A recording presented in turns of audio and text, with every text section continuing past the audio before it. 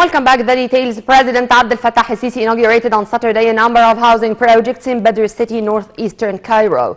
During the inauguration ceremony, the head of state said the state is working according to an integrated context for development. We have more details in the coming report.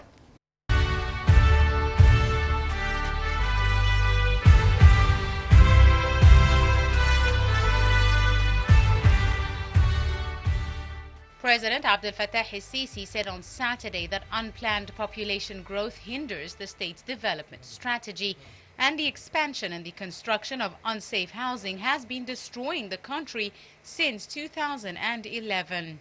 President el-Sisi's remarks came during a ceremony to inaugurate various housing projects in Badr City, northeast of the capital. The inauguration ceremony was attended by the Prime Minister Mustafa Madbouli, Minister of Housing Asim al-Ghazar, and Minister of Defense Mohammad Zaki, in addition to a number of state officials and top army commanders. The President said the goal of the national projects that are implemented by the state was to improve the living conditions of citizens.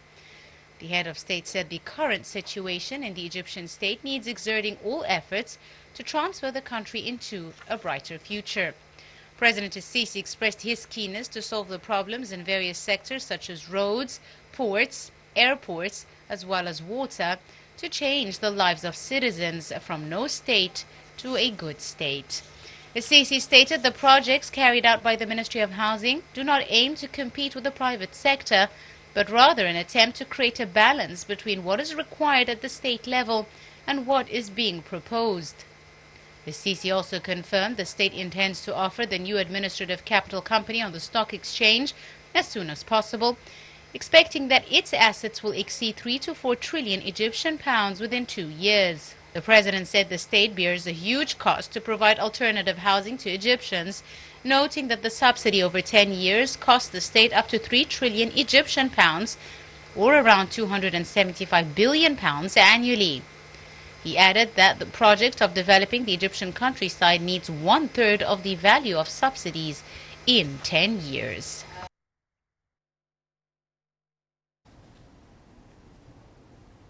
Following the inauguration ceremony, President Abdel Fattah el-Sisi inspected housing units in Badr City, accompanied by Prime Minister Dr. Mustafa Madbouli, Minister of Housing Dr. Asim al-Ghazar, and a number of high-ranking state officials.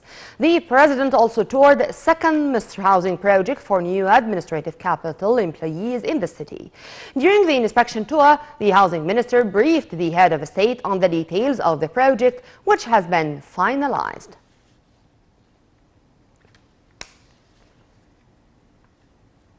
Addressing the attendees of the inauguration ceremony, Prime Minister Dr. Mustafa Madbouli asserted that the state gave a due attention to the housing file over the past 7 years in order to improve the standards of living of the citizens. Nationwide, as Madbouli also added, the state was also interested in various files including utilities, water, drainage, electricity, natural gas, roads, education, and health services. The Premier noted that following up the development national projects is one of the first priorities, helping the government to make achievements in a span of 7 years. Madbouli said the situation in Egypt over the past decades did not enable the state to handle these files, yet overpopulation is considered a big challenge looming ahead in Egypt for more than 100 years.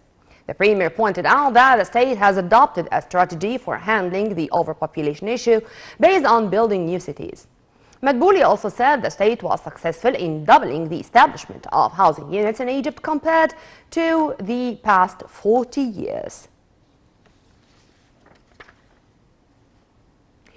To Lebanon, where President Michel Aoun called an emergency meeting to discuss a worsening fuel crisis on Friday, but was rebuffed by the Prime Minister as political paralysis obstructed efforts to find a solution even as much of the country grinds to a halt.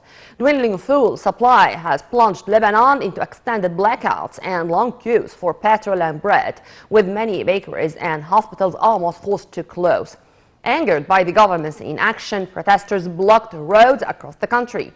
This week, the Central Bank of Lebanon announced an effective end to fuel subsidies that have drained their reserves at a time when Lebanon is in a state of financial collapse.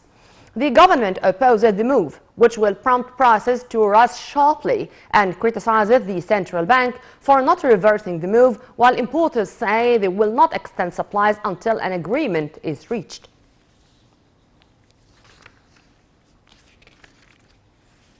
A U.S. delegation urged Tunisian President Kais Saied swiftly to restore democracy more than a month after he suspended parliament, raising charges of a coup. John Feiner, the Deputy National Security Advisor and the top U.S. diplomat for the Middle East, Joey Hood, traveled to Tunisia and met both Saied and civil society leaders. Feiner delivered a message from American President Joe Biden urging a swift return to what he called the path of parliamentary democracy in Tunisia. The White House advisor also discussed with President Saied the urgent need to appoint a prime minister designate who would form a capable government able to address the immediate economic and health crises facing Tunisia. Saied on July 25th froze parliament for 30 days, lifted parliamentary immunity and sacked the prime minister as well as other top officials. Back home, Minister of Health Dr. Hala Zaid announced receiving a new batch of 1,766,400 AstraZeneca COVID-19 vaccine doses through the Global COVAX initiative.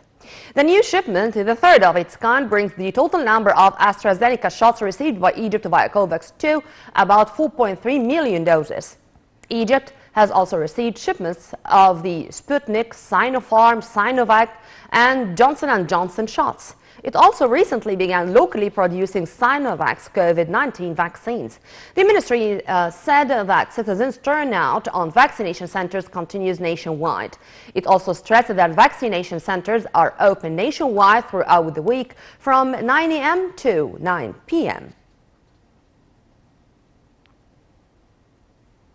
This came as the Health Ministry reported 97 new coronavirus infections, bringing the total number of cases to 285,158 people since the outbreak hit the country in mid-February 2020.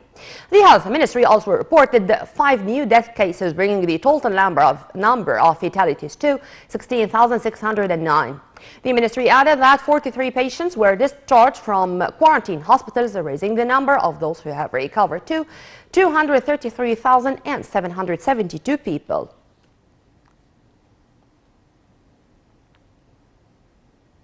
To the global news of the pandemic, Russia on Saturday recorded its highest daily coronavirus death toll for a third day running. Also, the Philippine Health Ministry on Saturday recorded 14,249 new cases. Meanwhile, the number